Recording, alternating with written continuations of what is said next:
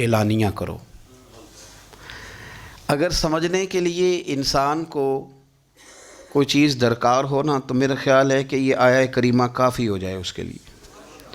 فرمایا وَأَسِرُّ قَوْلَكُمْ، تم کوئی بات بڑی چھپا کے کرو، اَوِجْهَرُوا بِهِ، یا اعلانیہ کرو، یہ سمجھ لو، اس پر غور کر لو کہ اِنَّهُ عَلِيمٌ بِذَاتِ الصُّدُورِ، رب تو دلوں کے حال جاننے والا ہے۔ تم اعلانیہ کرو یا چھپا کے کرو، وہ تو جانتا ہے، علیم بذات الصدور، وہ تو دلوں کے حال جاننے والا ہے۔ تم بے شک اونچا کرو، بے شک آہستہ بولو۔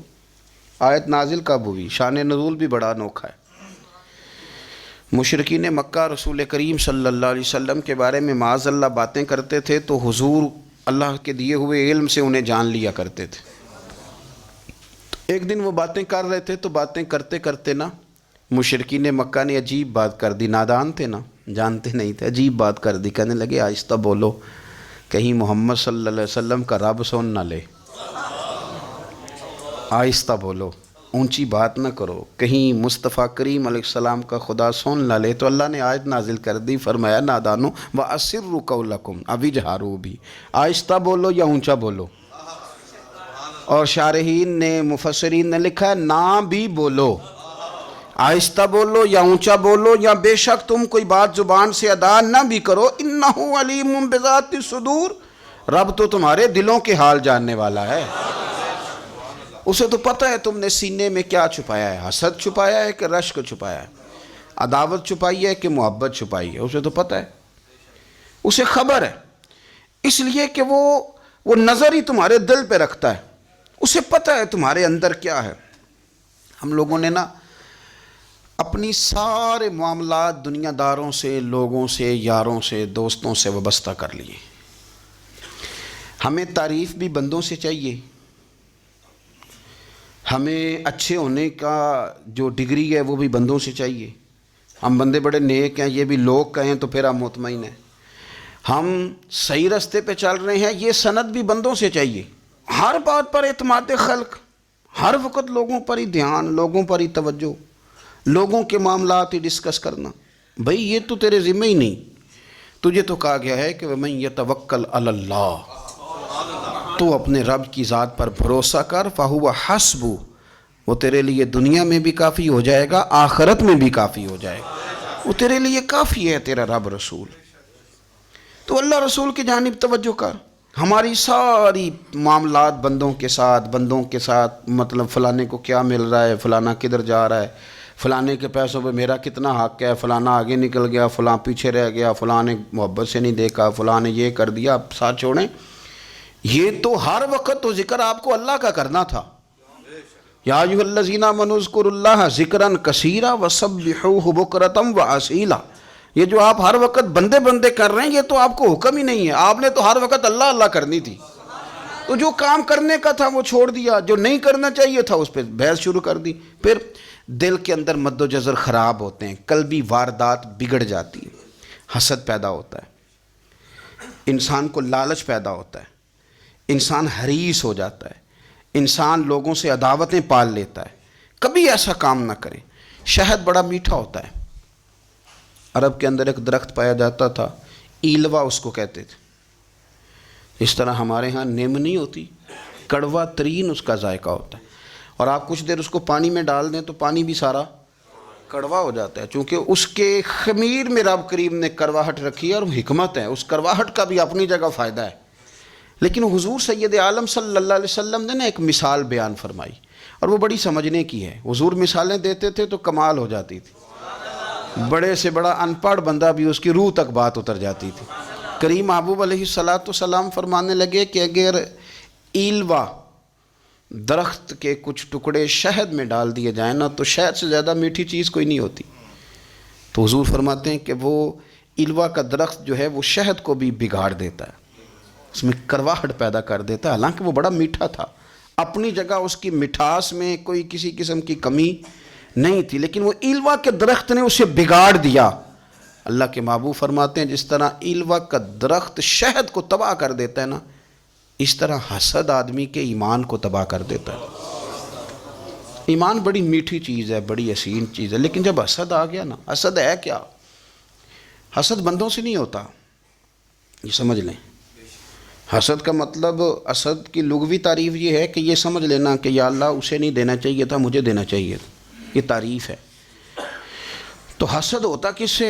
حسد دراصل بندے پہ نہیں کیا جاتا، حسد کا معنی یہ ہے کہ آپ اللہ کی تقسیم پر اعتراض کر رہے ہیں۔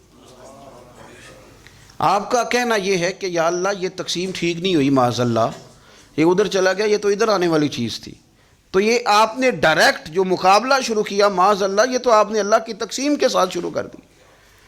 تو پھر دل میں بگاڑ آتا ہے، پھر انسان ٹوٹ پھوٹ کا شکار ہوتا ہے، پھر وہ کمزور پڑ جاتا ہے، پھر وہ ایسی باتیں کرتا ہے جو اس کے منصب کے مطابق نہیں ہوتی، کچی بات کرتا ہے، کمزور بات۔ اللہ بہتر جانتے ہیں کون سی چیز اس نے کہاں رکھنی ہے۔ رب کی حکمت پر اور اس کی دی ہوئی توفیق پر راضی رہنا ایمان کا تقاضا ہے، لیکن ہمیں تو چاہیے تقسیم اپنی مرضی کی، ادھر کیوں چلا گیا، ادھر آنا چاہیے تھا۔ بھئی آپ کو یہ کس نے حق دیا ہے؟ مالک نے جو چاہا، جب چاہا، جہاں چاہا اپنے فضل سے عطا فرمایا۔